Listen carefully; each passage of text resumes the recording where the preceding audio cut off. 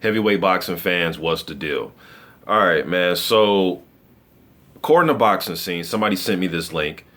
Um, Eddie Hearn is talking about Dillian Whyte versus Luis Ortiz. Okay, I'll try to leave that link from Boxing Scene in the description, like always on my channel. You click it, read it, come to your own surmise.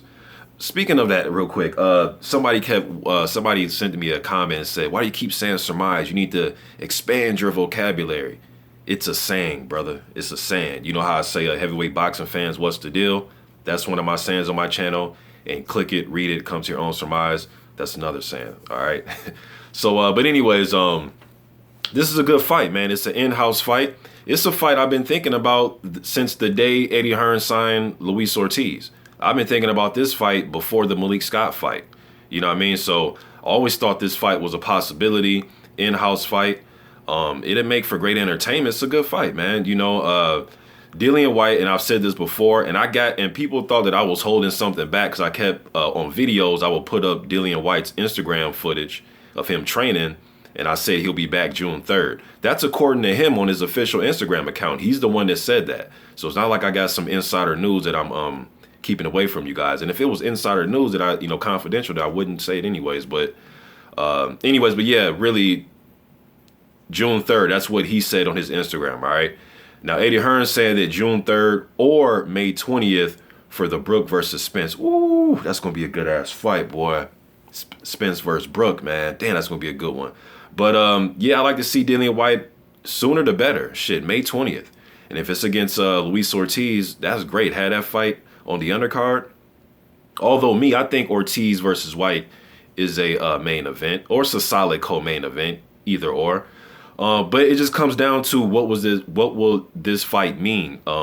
Now, you look at all these mandatory situations with the WBA. Luis Ortiz is already the mandatory for the WBA. So the winner of the Klitschko-Joshua, they're set to fight him.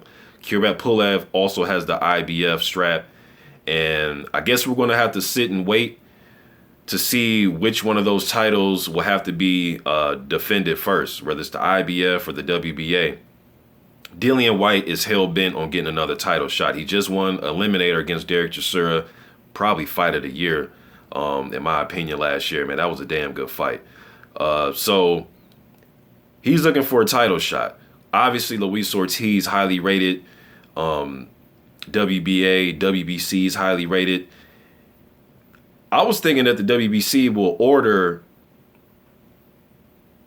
Ortiz versus Stavern. Now, Stavern has came out and said he really doesn't have interest in fighting Luis Ortiz. Now, put Stavern interest to the side.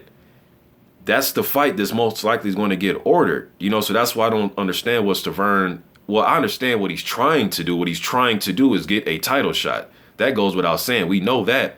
But the WBC, the last I checked, they made it clear that that's not going to happen. He's going to have to fight in some type of eliminator. And I think he should. He held the title. He lost to Deontay Wilder. His next fight, he fought Derek Rossi in a very tough fight. He got knocked down in that fight too, but it was a very debatable fight.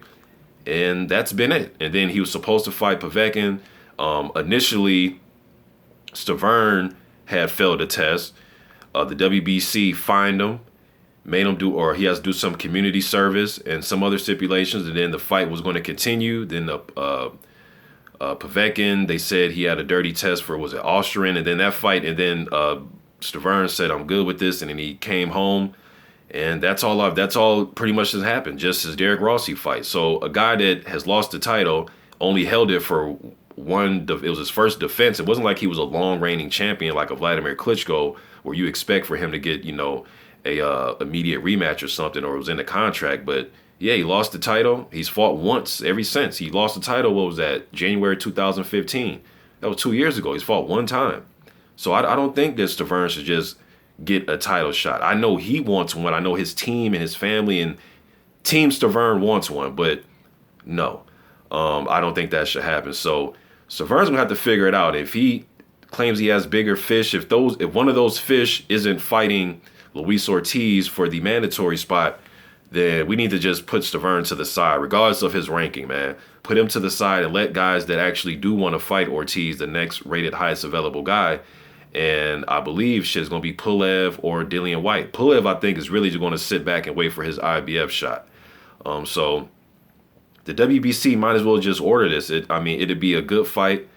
Whyte versus Ortiz, same promoter, in-house, over there in the UK. I know Eddie Hearn, he was talking about Luis Ortiz trying to fight Jarrell Miller. This was a few weeks ago, and they were possibly trying to have the fight in the Barclays, because I know that Eddie Hearn, he wants to put on a show over here in the US, and they were talking about the Barclays.